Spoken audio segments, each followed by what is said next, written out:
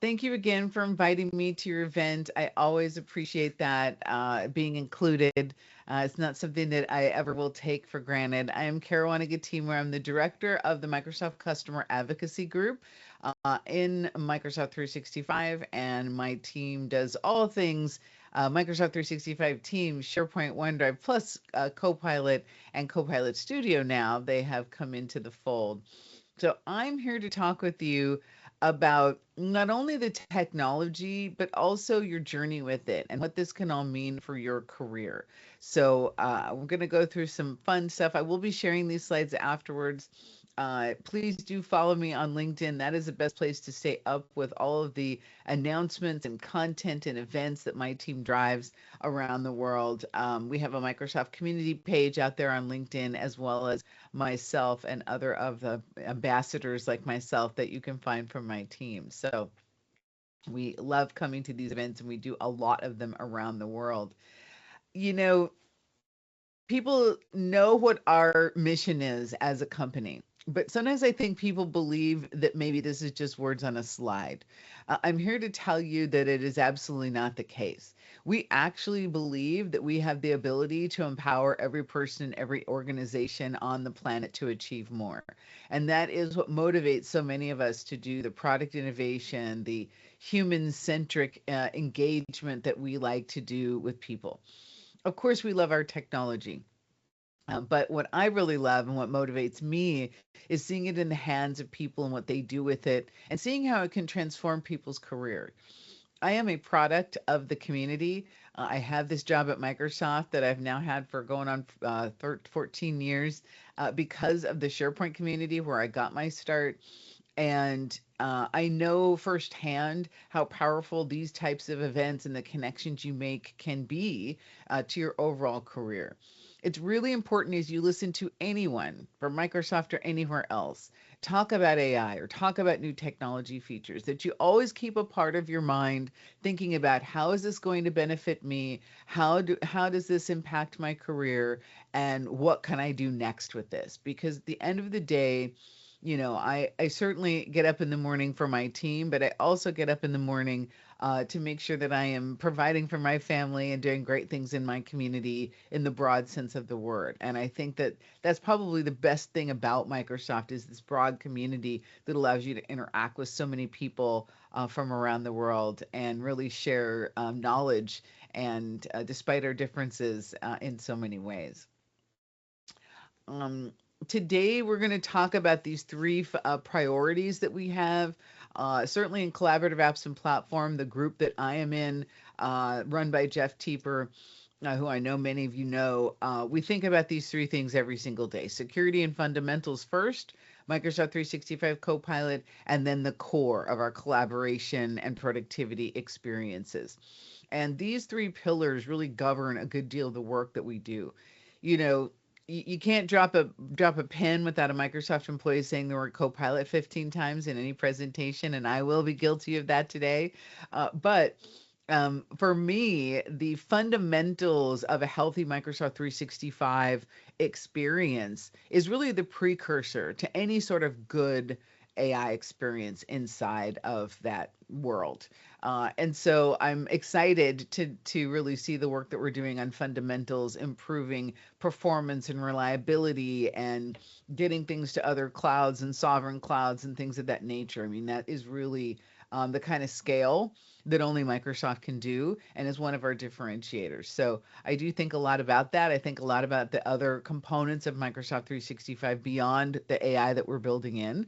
And so, it's an important thing. So if you come to an event like this or in your career, if you come from SharePoint or Teams, calling and meetings or, any of the other workloads, all of that knowledge that you have is extremely valuable to understanding the best ways to leverage Copilot. Copilot and AI is not a trend. It is a fundamental change in the way that we interact with our computers. The natural language interface has forever changed the way that we work. with ourselves, with our data and information, and soon with each other, and in the way that we think about agents in our environment. And I'm going to go through today the announcements that we made on the 18th and talk a little bit about that as I hop into the product section.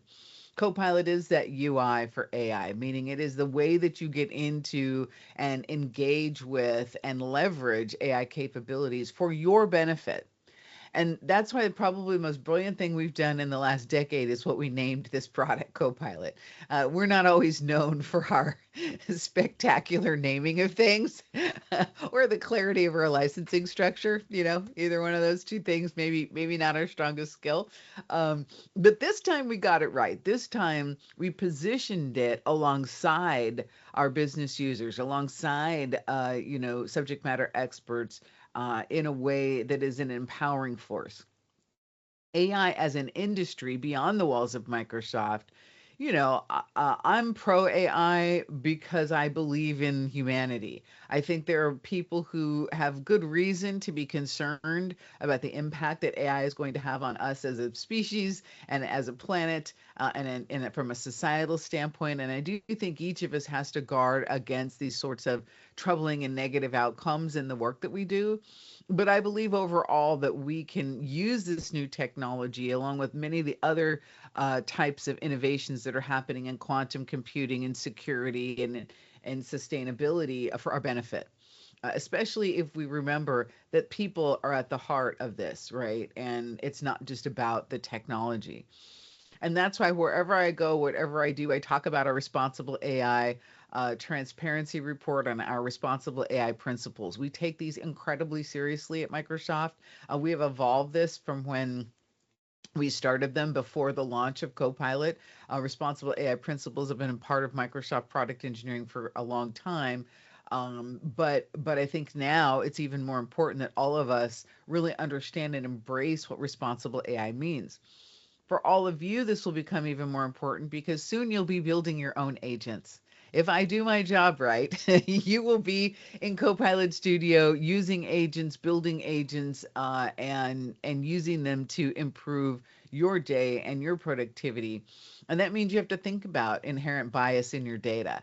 You have to think about accessibility concerns. You need to think about the way that content is represented and that decisions are represented and the way that data is structured.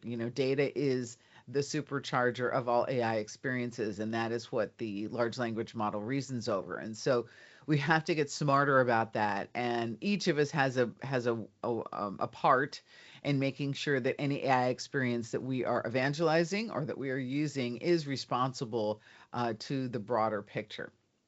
If you haven't checked out this 2025 report, I seriously recommend it, as well as the Responsible AI website.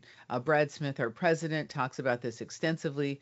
I had the privilege of going to the World Economic Forum last year, and I'll be going again this year. And really leaning in with leaders there, thinking about this at a broad scale is so important. And so having our voice be heard on this is something that I am very much a fan of. If you've ever been to one of my presentations, you will know I start at the top with the things people usually put at the end. And that's because I still have your attention. You haven't probably tuned out yet. And I like to do that as you think about using AI in your environment. I want you to have these two sites for sure. The AI Agents Hub gives you all of the best practices and guidance that you need to use both Copilot Studio as well as Azure AI Foundry.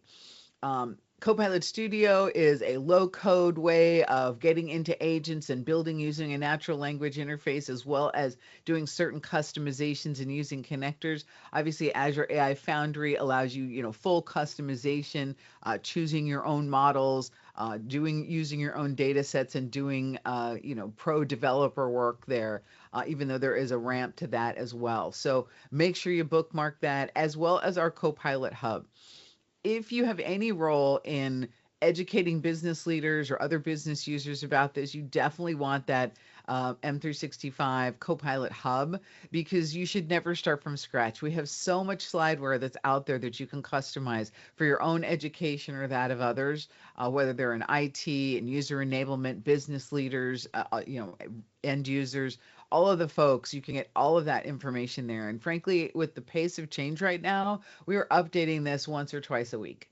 And I'll talk about some of the updates that are going to be coming here in a moment. But make sure you bookmark those two things. My team delivers both of them with a host of many, many other people. And of course, on adoption.microsoft.com, you can also get content for Teams, for SharePoint, for OneDrive, and for those foundational and fundamental Microsoft 365 experiences. We're going through a big refresh of a lot of that foundational content right now to deliver a good deal of it at Ignite and then on into the February timeframe. So this is all going to continue to get updated based on our new Microsoft 365 implementation framework, which I govern on our governance committee. The second thing that you're always going to want is our community learning channel on YouTube. Fantastic place to get short and long form video content. And most importantly on the learning channel is the community calls and the demos from other people just like yourself. It's wonderful to hear Microsoft people talk about what Microsoft people are paid to talk about, right? But it's different when you hear another community member speak, an MVP or somebody who's even just learning. Don't think that you couldn't be on that channel at some point. You don't have to be a 400 level expert to do a fantastic, getting started video on some feature or another. That is so necessary. We tend to forget about the people that are new or just starting this journey, and we get new folks every day in the community. So we love all the content that's out there on the Learning Channel, and you can find our reoccurring shows like Mondays at Microsoft. Mondays at Microsoft is a live show that we do at 8 a.m. Pacific every time. Maybe not as friendly to this time zone, but you can certainly see it on demand. And Heather Cook and I started that show because we couldn't keep up.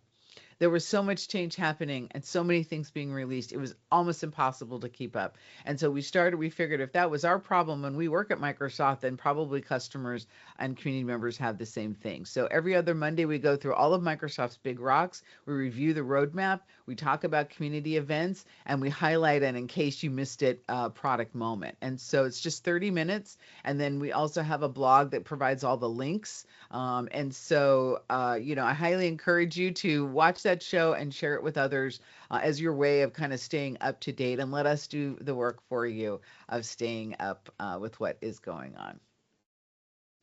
All right, so those are the resources at a minimum that you're going to need, but there's one more, and this really goes to the whole heart of what I'm going to be talking about today. I'm a technologist. I'm a people person first, and then I'm a technologist. I love the technology. But what I overwhelmingly find when we're in one of these large pushes, whether it was Teams in the beginning of the pandemic or the launch of Office 365 that I worked on, or the move of SharePoint to the cloud, people are not as interested in all the different features as I am. What people want to do is get stuff done. They have other jobs that don't have the word technology involved in them, and they just need to get work done. And so we have crafted an ongoing Getting Stuff Done campaign that is a combination of Microsoft crafted short form snackable videos and the ability for you to create your own with a campaign kit so that you can have people share what they're doing in Copilot or elsewhere to get stuff done every day. Simplifying the message right now is really important because it cuts through the noise. It cuts through the AI anxiety. It cuts through this information overload of AI features that the industry is kind of cramming down everybody's throat at the moment, right? I mean, it's nice to be in this kind of a growth moment from a career perspective. I feel very privileged. I get to be working on real AI in my career. But at the same time, boy, is it a lot. And some nights I have a headache from how much I've learned in that day. And again, this is my job. I have to do this work. Other people don't. And so they're not. And they're not listening, right? Because they just really need to be able to be effective. And this is very true also of people in your C-suite or people who are executives or business leaders. They really have a lot of pressure because of market disruptions, changing, competitive pressures and things of that nature. And so they just need to get stuff done. So this campaign, which is going to continue to grow, especially as we lead up to Ignite in November, is kind of my secret weapon for cutting through that noise. And we really wanted other people to be able to use this in their own organizations as an example theme. You can make your own, obviously. And so that is really what everything in the rest of this presentation is going to tie back to, which is getting stuff done. All right, we're going to move on now and talk about Microsoft 365 Copilot. This is the time where you get to start counting how many times I say the word and take a drink of your favorite beverage as I do it. You're probably closer to cocktail hour. I am still in the coffee drinking and water drinking mode. This is when you're going to get to hydrate.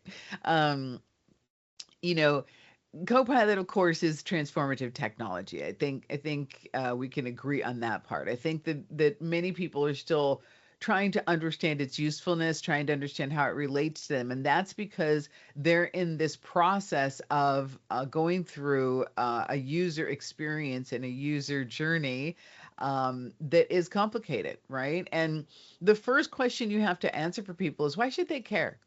Why do they need to care about all of this? If we're not communicating with that, not using words like productivity and enhancement and efficiency, don't use those words. Um, Use words like what is really causing you pain today? I said in a session that I did this morning in the fireside chat, people meet me in these situations and I'm talking a lot, right? Because that's what I'm here to do. But when I work with customers directly, I talk about 70% less because I'm really trying to understand people's pain points. I'm trying to have them share with me what their day is like, and then I can apply the appropriate technology. That is the heart of being a business solution architect or user enablement specialist, is really responding to the needs of people rather than pushing things on them. And when you do that, you take them through a journey that answers these, what we call the WIFM, right? What's in it for me? How do I then, if I see some value, how do I do it? And will you help me if I get stuck? And then if you've gotten that far with somebody, the magic moment is when they start to think, oh, this is really working for me. How could my team use it? How could I use it more broadly? And that's when you really start to get the engine moving of transformation. Before that, you've done some good individual transformation, but organizational transformation takes much more than people just thinking about what's in it for themselves. They have to start to think about what's in it for other people. And it's really based on many, many years of psychological research of the feel, think, act model, right? You can't do user adoption without understanding psychology and without having a decent understanding of the neurology of learning, right? When people feel anxiety, like, hey, AI is going to take my job, they're not open to learning. Their brains literally can't retain anything. And many people have heard me say this before, but it's worth repeating that we have to make a positive emotional connection with people before they're going to learn anything from us. So you have to feel like I'm at least somewhat invested in what matters to you, before you're going to let me show you all the new fancy features. And so thinking about this really feeds into the work that we've done with our work trends indexes and the research that we've done there. Now, I know that our Work Trends Index research has been a little under fire since we announced our return to office policy. It's like, hey, you talked about how great productivity was remotely. Now you're having everyone come back. I don't think we're doing a very good job as a company talking about the nuances with which we're implementing that policy and the thoughtfulness and the care with which we are taking exceptions and understanding accommodations and really understanding the team dynamics and leveraging what we call team agreements. Like, how are we all going to work together? There's some people for whom being on campus is a very positive thing. They do get a lot of energy from that.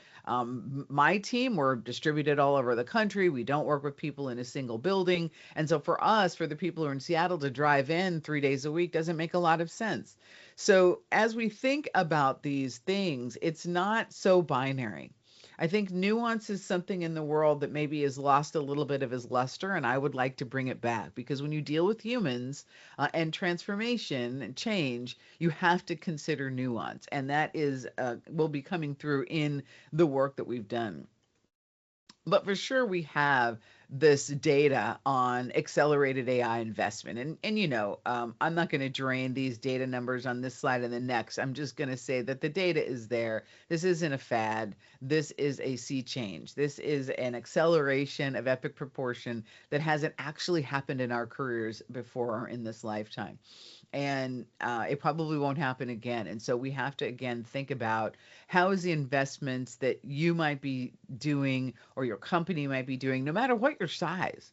Like I see a lot of folks who work in small to medium businesses or even very small businesses like the hair shop or the small consulting firm with 10 or 15 people. They're using AI to outsize their impact. Right. People call my team a small but mighty team. Hashtag Team GSD is actually the hashtag for my team because we have a few people, but we get a lot done. And so, we're kind of a model for how that can work. And so maybe you're not in charge of the entire marketing division. You're in charge of one group of people, but you can use it for those groups of people to improve your customer service, your marketing work, product development, all of these things, as well as think about how um, AI skilling in your organization is benefiting you and the people that are around you. I do not believe in most cases AI is taking jobs. I think that's a convenient headline that again lacks nuance. I do think that there is a danger in a career to not lean into new tools. And I think that one of the ways that I've made my career successful is being willing and curious to learn new things. And that flexibility in my professional stance has only benefited me and my continuous, desire to keep learning. So I do think it's important in any career to continue to learn and to be seen as a learner and seen in that willing way, and that will help you. Um, on my personal blog at caruana.ai, I have a blog on Substack. You can find it there. I just wrote an article about kind of protecting your career from AI. And this is one of the things, like being willing to learn, being willing to leverage these new things is so important. People are the greatest advantage in this transformation. It is not the technology. I'm probably in the minority of people who say that, but I know it to be a fact because I've been through these emerging services transitions for the last 20 years.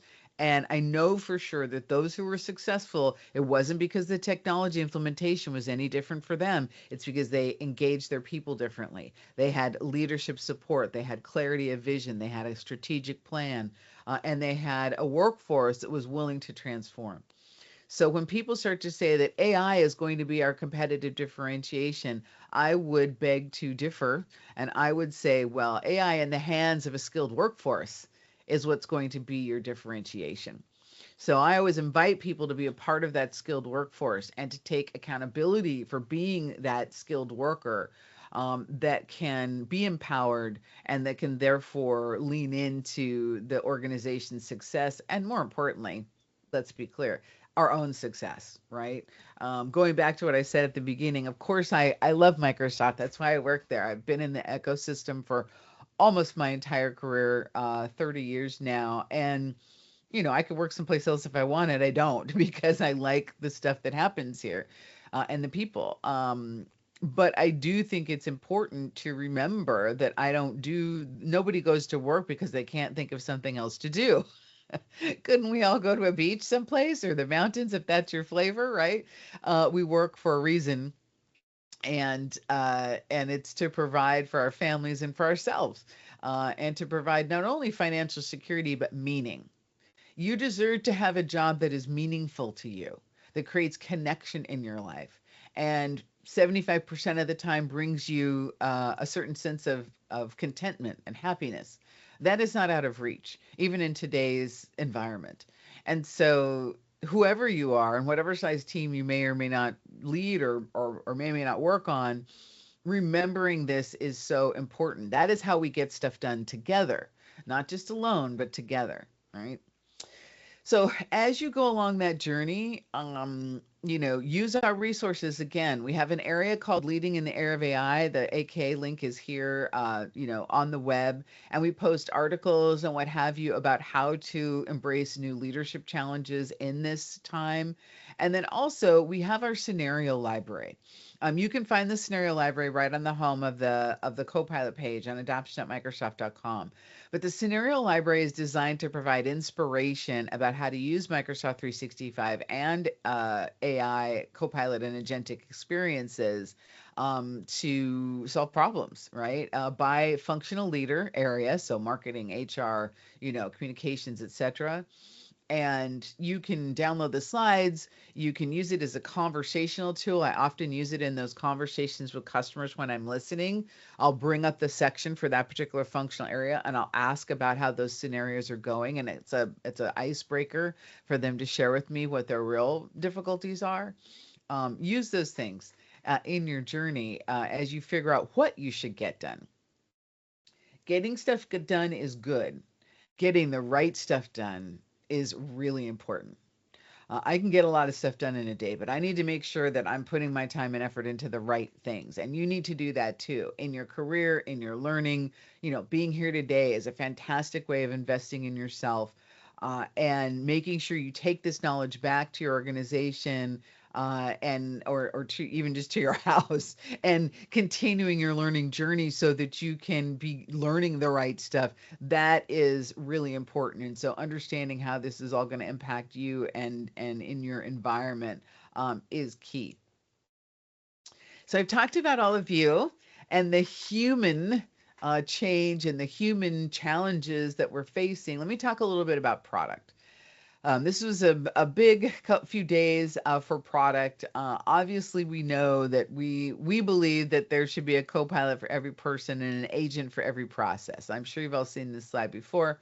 It is not something that we just believe. We're actually architecting this future as we speak and releasing new capabilities.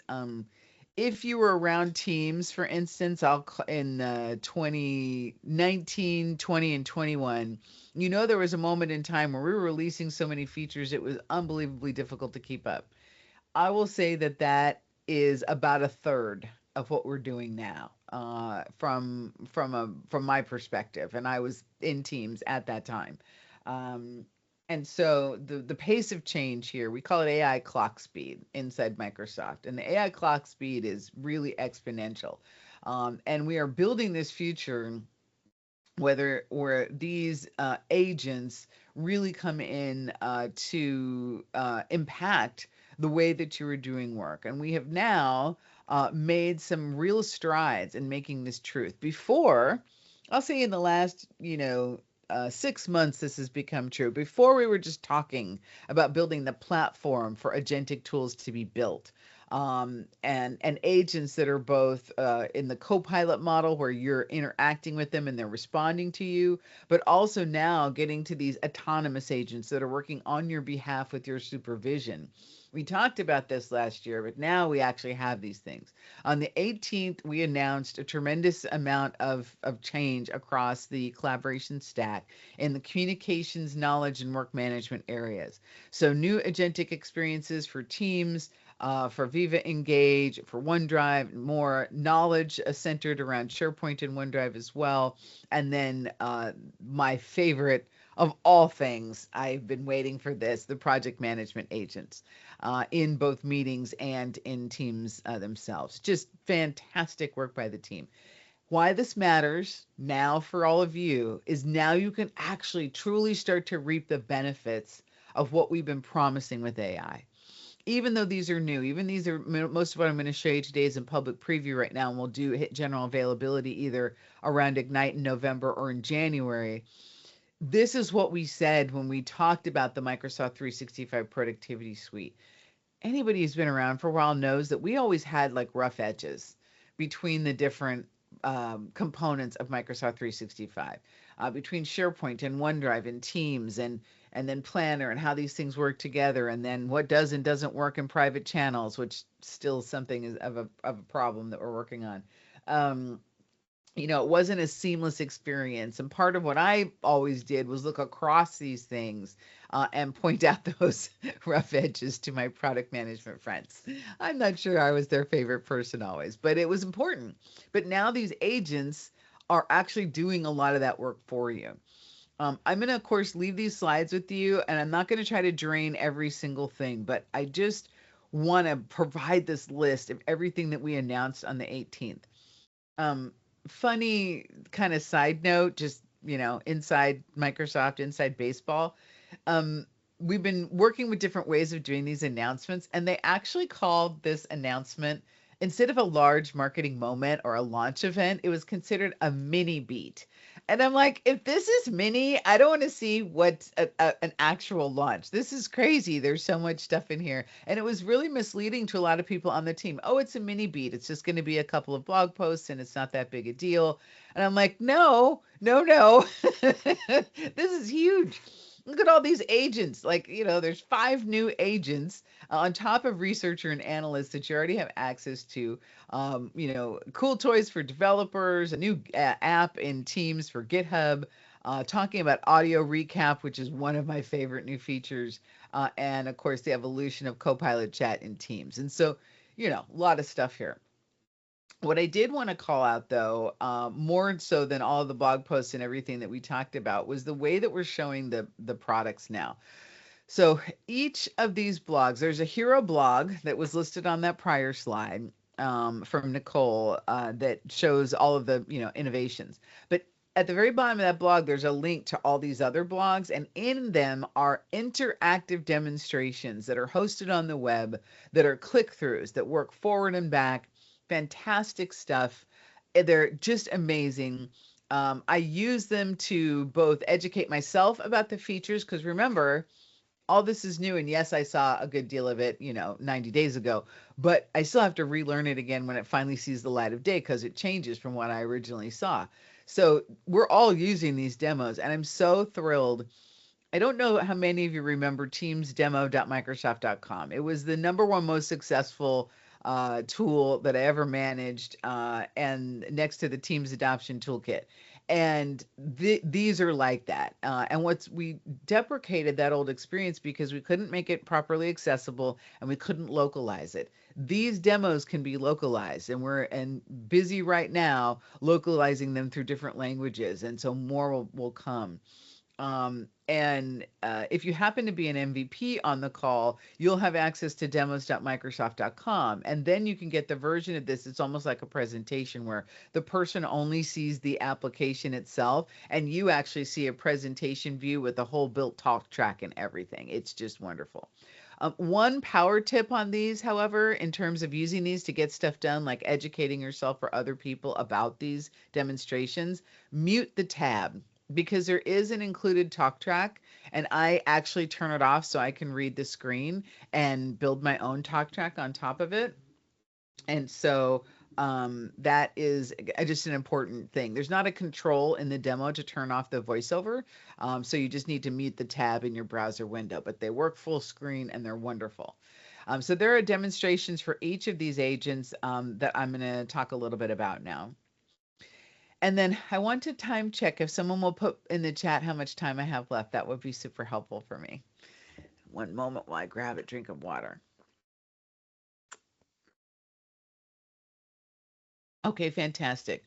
So I'm just going to click through these slides. I'm not going to try to demo everything because that would take me a really long time. I'm just going to give you kind of the high level overview of these, and then the details are in the blogs and in the demos that I mentioned. Hopefully, many of you are using the facilitator agent in your meetings. It's a fantastic way to interact with the meeting, track notes and action items. That is generally available as of the 22nd, and of course is always governed by the permissions of the meeting itself. One thing I will say about these agents that are coming out now and the new architecture guidance, collaboration architecture guidance that we'll be launching is this: channels are the place to be. They always have been, frankly, and I've been saying that since we launched Microsoft Teams. But now, more than ever, channels provide a container for the permissions around the content you're using AI on. So whether it's a channel meeting and you're using facilitator agent, whether you are using the actual channel agent itself that can do fantastic things like answer questions about all the content in that channel, do status reporting for you. The magic of automatic status reports is a beautiful thing. And of course, you get to edit them before you do anything. And the planner integration from that channel agent is phenomenal. You don't get that in a group chat. So while group chats make people happy, they aren't going to be as empowered as a channel will. So I highly encourage you to start thinking about that, especially now that you can pin individual channels from a team into your left rail, into your own categories. That is a powerful feature that has changed the way that Teams has worked. Um, the knowledge agent is also fantastic. The knowledge agent will improve the health of your document libraries. And this is just the beginning of the knowledge work that we're doing in SharePoint. It can streamline workflows and do business processes, but it can also answer questions based on metadata and content in the library without you having to do anything. So these are out of the box agents that you get as a part of your Microsoft 365 Copilot license. So we're continuing to pour value into that license. And the content freshness is fantastic. So we really want people to try that. The new knowledge agent floating SharePoint logo is on every SharePoint page, and that pops up an action window. This interactive demo is spectacular, and so much more is coming. I encourage you to try that along with the project management agent. So this is my, frankly, holy grail. I am awesome as a portfolio and project manager. I can run a lot of projects at the same time. You know what I'm horrible at? Keeping the project a plan up to date as we get really close to the deadline for the project and writing status reports. I have never been good at either of those two things. And now I don't have to be. My project management agent can be pointed at my project or project online or planner and do these things for me. It can take action items right from a meeting and drop them in the appropriate planner. And then I can vet and reorganize as I see fit. This is huge for anybody who does project management. And especially if your project is more than, 50 lines long, like mine are 200 or 500 lines long sometimes, it's fantastic. This type of technology will also likely come to other surface areas. I know some of you, if you do development, you're using Azure DevOps. Right now, this PMA is restricted to the planner and project world, but that's so much of what people do from a productivity standpoint. It is just fantastic. And then lastly, the community agent that really works so very well, especially with the Copilot adoption community. That's a template in the Viva Engage experience, and it is auto creating answers for you to proof and review. It is finding commonly asked questions that you can flag. It's really improving your ability to remain engaged with your community inside your own organization. So, I mean, I can't tell you how excited I am about these agents releasing. And of course, the flood of work that it has now caused my team.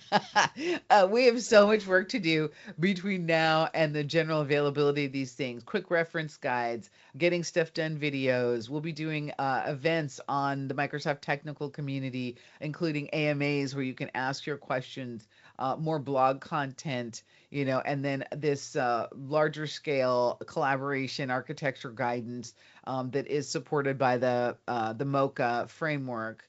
And so, yeah, we have a lot to do to help all of you. But this is fantastic, right? Because this is actually pulling everything together that we have so wanted. And remember, these public preview versions are the earliest version of all of these things. They're only going to get better from here. Think about the difference between Teams from 2018 to today. Oh my goodness, it's completely different. And we're continuing to work on security and fundamentals with our Copilot control system, integrations into Purview, and all of the technical requirements that make people be able to operate with trust and know that their data is secure. And so I encourage you really to lean into these changes. Find the thing that you like the most. Nobody's going to necessarily be an expert on all these agents. Maybe you just pick one, the community agent or the knowledge agent, and really do a deep dive on that. That was always very successful for me earlier in my career. I was a SharePoint chief architect for a company outside of Microsoft Skechers, the shoe company, and I really was incredibly deep in SharePoint and especially integrations at that time between Power BI and SharePoint. That was a bit of a niche. And that is always good to be very deep in something. Now I'm more of a generalist. I need to know things pretty well, 250, 300 level across a large portfolio of products, but I don't have the depth I used to have, and that's okay too, depending on your job. But this era right now does not necessarily reward the generalists. You need to at least have one thing that you have a deep specialty in, right? I have a deeper specialty than I'm probably giving myself credit for in Microsoft 365. I have a very deep specialty in digital media production and change management and adoption, and those that depth allows me to anchor my career in a way that is useful for my overall success with these kinds of changes afoot. There's so much more that's happening. Copilot Studio is another great area. I didn't address a lot of that today. I could have done a whole other presentation on Copilot Studio, but as these things come together and Copilot Studio is so deeply connected inside of teams, and as your real agent building experience from low code to pro code, there's just so much that you can play with. Find something you enjoy. Find something that speaks to you, right? The future is exciting, but it's only exciting if you lean in and make it yours. Take accountability for what's happening around your career, and make sure that you're enjoying yourself. Make sure that you're making connections with people. Don't let anybody take your joy. Right, that's yours. You own it, and it's not up for grabs for anybody else. And if you're not having fun right now, whatever it is that you're doing, switch it up, because nothing says that you have to keep doing something that you don't like. I firmly believe in that. My career is representation of that. And I've been very lucky also to be in these emerging services at the right time. But it only matters if I can help others, right? And I really want to encourage people to really think of this from a career perspective first and as a technology second. Because I think that's going to keep us closer to those responsible AI principles and ensuring that this change in technology does not create a new digital divide, brings us all closer to a more sustainable way of being on the planet and with each other. So I can't thank you enough for letting me speak today. I think I have a few minutes left. If anyone has questions, I'm happy to answer them. Please let me know what I can do for you. That's my stuff today.